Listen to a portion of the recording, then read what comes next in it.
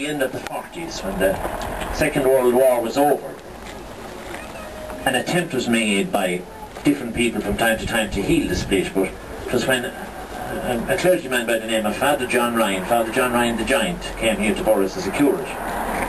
And he brought both sides together, the late 40s, and Borris won their first senior county title in 1949. And they were, I suppose, we would modestly lay claim to being spearheading that 49, 50, 51 great era, golden era of Tipperary success, Tipperary hurling. And I will say this with great pride, unapologetically, but at the same time humbly, that some of hurling's greatest exponents in the long tradition of our ancient game played in this field here behind us, down through those years. We won a county title then in 19... A horse bolted, but it all blew up. The man in Corraheen, he used to kiss the statues and they'd bleed, but they cut him out in the act, and Kennedy's buses failed to work after there to Corraheen. So next door to me was Coffey's Gateway. Now that was the birthplace of the grandfather of Frank Patterson, who was born there. Though the Pattersons moved across the road where there's an image of Lizzie painted on the wall, but they were born there. And next to the Pattersons was born Mickey Vahey's mother. And next to those we had the Cadwells, Johnny, Pa and all those. Pa's job was to repair the Hurleys. Buns, bread, anything that's made locally. The soup you're having is tomato and basil and vegetable from Barbara and Michael Cheeks Vegetable Farm just up the road in Gartini.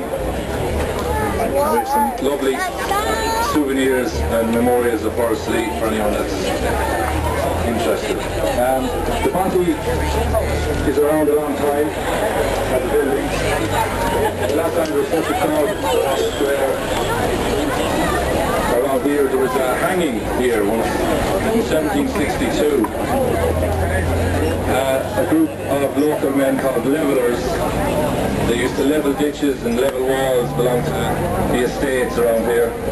There was a lot of problems about property and agricultural rights and so forth, and they knocked an orchard up in Fort William, and a fella called Lord Drada's dragoons came from the Earl, from her husband to be. She married my grandfather J.K. Bracken. J.K. was a well-known figure in Tipperary life, has been one of the 7 founders of the GAA in Ireland in 1884. He was also well known, he was a member of the Fenian Brotherhood. In fact, he was denounced from the pulpit in Templemore as being worse than a Protestant or even an atheist. So anyway, Hannah wasn't having anything of this. She didn't want. She wanted to make J.K. respectable. He was a successful stonemason business, and she helped him getting contracts. Indeed, in 1898, it was the centenary of 1798, and many of the Celtic crosses around Tipperary were constructed by Bracken. You can still see the legends J.K. Bracken in the war. This evening, this glorious October evening, to savour this moment and look around and talk to the people beside you, because you'll never see the likes of this again. In years to come, those young children will talk with pride and delight about the wonderful October evening they spent in Borrisoleigh, and the things that were never written down, that they heard, and the memories that they can recall, and hopefully pass it on to generations yet unborn. And as Peter and Brendan said there, in the newspapers, when Brendan Bracken's mother was interested in Gentile, they spoke about different things.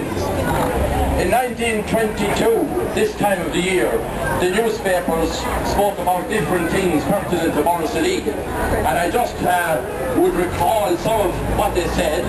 They said that in September 22, given the magnificence of the village. How beautifully the buildings were presented, the decoration and the